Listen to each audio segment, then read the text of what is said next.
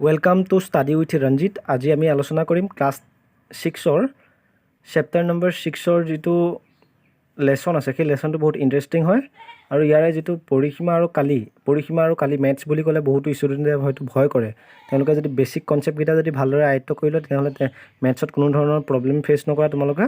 গতিকে আজি আমি বেছিক কনচেপ্টবিলাক আমি আয়ত বুলি ক'লেনো কেনেকুৱা ধৰণৰ কি বুজো, বৰ্গ বুলি ক'লেনো কেনেকুৱা ধৰণৰ এই ফিগাৰবিলাক আমি ভালকৈ আলোচনা কৰিম। লগতে তোমালোকক আমি ইয়াৰ কালি উলিয়াবলৈ হ'লে কেনেকৈ উলিয়াবা, পৰিসীমা হওক এনেকৈ ধৰণৰ কিছুমান এক্সাম্পল তোমালোকৰ এতিয়া 6, 7, 8, 9 আৰু 12, 11 তোমালোকে যেতিয়ালৈকে পঢ়ি গৈ থকা তেতিয়ালৈকে তোমাৰ এইকেইটা কুৱেশ্যন ৰিপিট হৈ থকা, এইটো কয় ৰিপিট হৈ থকা দেখিবলৈ পাবা তোমালোকে। আয়তৰ পৰিসীমা, বৰ্গৰ পৰিসীমা, এই কুৱেশ্যনকেইটা তোমালোকে 6, 7, 8, 9 to up to 10লৈকে হয়তো তোমালোকে পাই থাকিবা। গতিকে এতিয়াই তোমালোকে যদি কনচেপ্টটো যদি তোমালোকে ভালদৰে আয়ত্ব কৰি লোৱা তেনেহ'লে তোমালোকৰ বেছি প্ৰব্লেম ফেচ কৰিবলগীয়া নহয়। গতিকে আজি আমি সেইবিলাক ভালদৰে তোমালোকক ফিগাৰ সৈতে তোমালোকক ধুনীয়াকৈ ছবি আঁকি ধুনীয়াকৈ সম্পূৰ্ণৰূপে বুজাবলৈ চেষ্টা কৰিম। তোমালোকে যদি বুজি পোৱা তেনেহ'লে আমাৰ চেনেলটো ছাবস্ক্ৰাইব কৰি ল'বা, লগতে বেল আইকন বটনটো ক্লিক কৰি থবা যাতে আমি ভিডিঅ'বিলাক দিয়াৰ লগে লগে তোমালোকে গম পোৱা।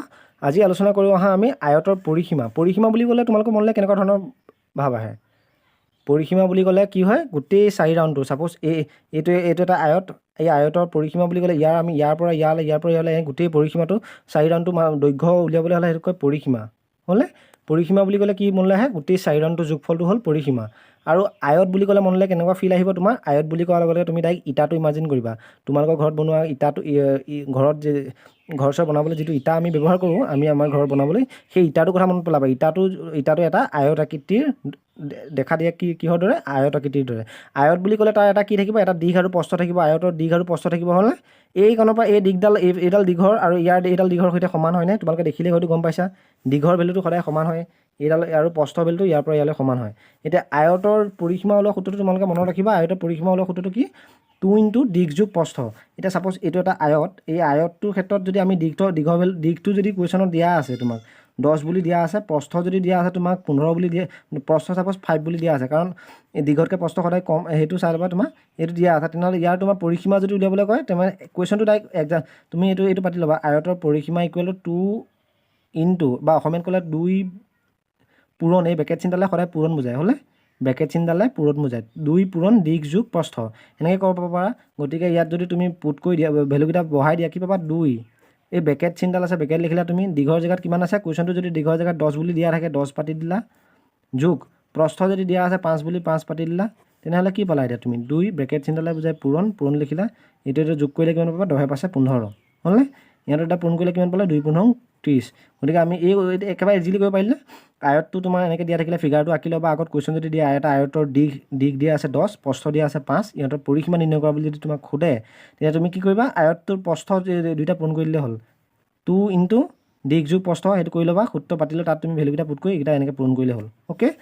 যদি আকৌ তোমাক যদি আয়তটো সেই এগেইন তোমাক কুৱেশ্যন এটা সুধিলে আয়ত এটা তুমি কালি নিৰ্ণয় কৰা, আয়তটো কালি বুলি কৈছে, গতিকে আয়তটো দেখাত আমি গম পালোঁ ইটাৰ দৰে এইটো আয়তটো আয়ত আকৃতি এইটো আঁকি ল'লোঁ আমি।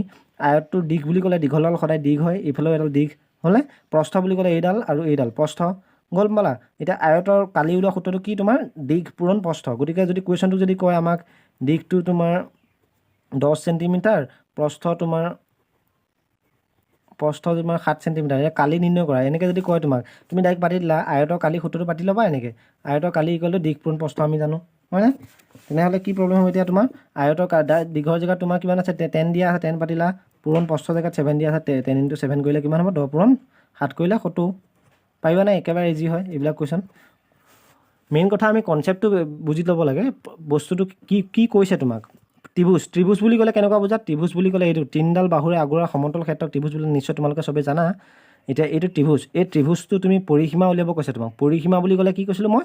এই গোটেই 4 ৰাউণ্ডটো যোগফল। পৰিসীমা বুলি ক'লে গোটেই 4 ৰাউণ্ডটো যোগ কৰা। তুমি সূত্ৰ বোলে একো সূত্ৰ নাজানা, তোমাক পৰিসীমা কুৱেশ্যন এটা বাইদেৱে সুধিলে, তোমাক ছবিটো আঁকি দিলে, এই ত্ৰিভুজটো পৰিসীমা নিৰ্ণয় কৰা। ত্ৰিভুজটো এডাল বাহু দিলে 7, এডাল বাহু দিলে 5, এডাল বাহু দিলে তোমাক ছাপ'জ দিলে তোমাক 8। অ'কে। তেতিয়াহ'লে তোমাৰ এইটো ক্ষেত্ৰত কি পালা তুমি?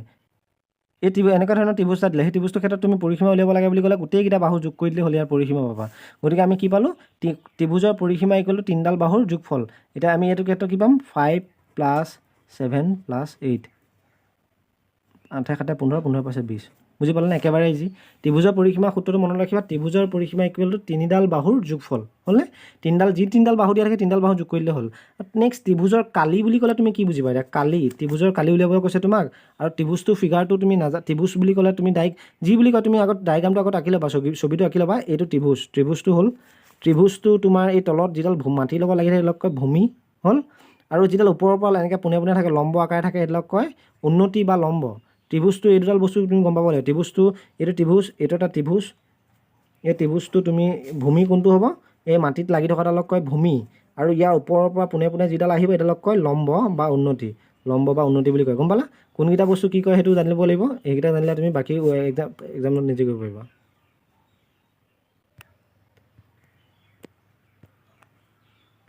এতিয়া সাপোজ তোমাক এটা কুৱেশ্যন এটা আহিলে তোমাক এটা ত্ৰিভুজৰ কালি নিৰ্ণয় কৰা যাৰ ভূমিটো এইটো তোমাৰ 10 দিয়া আছে উন্নতিডালৰ দৈৰ্ঘ্য 5 দিয়া আছে ত্ৰিভুজৰ কালি উলিয়াব লাগে আমি কালি আগত মেইন কথা তুমি সূত্ৰকেইটা প্ৰত্যেকটো সূত্ৰ তুমি মনত ৰাখা প্ৰথম কাম হ'ল তোমাৰ প্ৰত্যেকটো সূত্ৰ তুমি মনত ৰাখা ত্ৰিভুজৰ কালি সূত্ৰ আমি জানো হাফ ইনটু ভূমি পূৰণ উন্নতি হ'লনে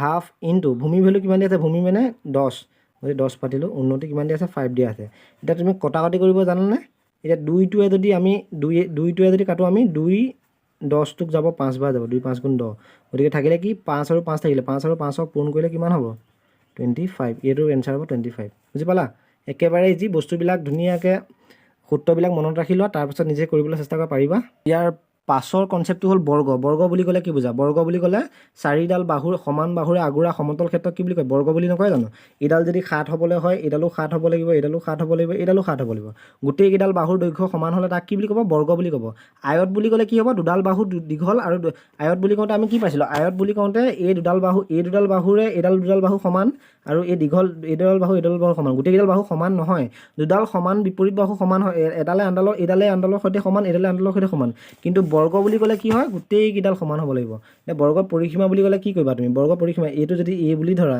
এইটো a বুলি ধৰা এইটো a বুলি ধৰা এইটো a বুলি ধৰা তেনেহ'লে পৰিসীমা ওলোৱা সূত্ৰ কি আছিলে পৰিসীমা বুলি ক'লে জানো আমি গোটেই চাৰিডালটো যোগ কৰিব লাগে কেইটা আছে a প্লাছ a চাৰিটা a আছেনে চাৰিটা a যদি আছে ইয়াত চাৰিটা a আছে গতিকে এইটো ইকণ পাই ক'লে এইকণ পাই ক'লে দৈৰ্ঘ্য ইকণ পাই ক'লে a আছে গতিকে চাৰিটা a বুলি ক'লে কি হ'ব 4a গতিকে সেইকাৰণে মই সূত্ৰটো লিখিছোঁ বৰ্গৰ পৰিসীমা সূত্ৰ ইকুৱেল টু কি 4a হ'লনে আৰু বৰ্গৰ কালি ওলোৱা সূত্ৰটো কি বাহু স্কোৱাৰ এইকণ পাই এইকণৰ দৈৰ্ঘ্য গোটেইকেইটা বাহুৰ দৈৰ্ঘ্য হয়নে গতিকে ইয়াত বৰ্গৰ কালি ইকুৱেল টু a স্কোৱাৰ তোমাক কুৱেশ্যনটো চাপ'জ এটা বৰ্গৰ কালি নিৰ্ণয় কৰা যায় বাহুৰ দৈৰ্ঘ্য যদি 7 হয় এইটো এটা বৰ্গ বুলি ক'লে সমান দৈৰ্ঘ্য বৰ্গ এটা কালি নিৰ্ণয় কৰিব ক'লে যাৰ বাহুৰ দৈৰ্ঘ্য 7 বাহুৰ দৈৰ্ঘ্য 7 বুলি কোৱাৰ লগে লগে গোটেইকেইটা বাহুৰ দৈৰ্ঘ্য 7 হ'ব গতিকে ইয়াৰ কালি কিমান হ'ব 7 পূৰণ 7 হ'ব কাৰণ আমি জানো যে বৰ্গ কালি ক'লে কি আছিলে বাহু পূৰণ বাহু নহয় জানো গতিকে 7 পূৰণ 7 কৰিলে আমি 49 ইয়াৰ কালিটো পাম 49 এই ত্ৰিভুজটো এই বৰ্গটো যদি আমি পৰিসীমা উলিয়াওঁ পৰিসীমা ইকুৱেল টু কি আছিলে 4a বৰ্গৰ পৰিসীমা 4a যদি হয় 4a ভেলু 7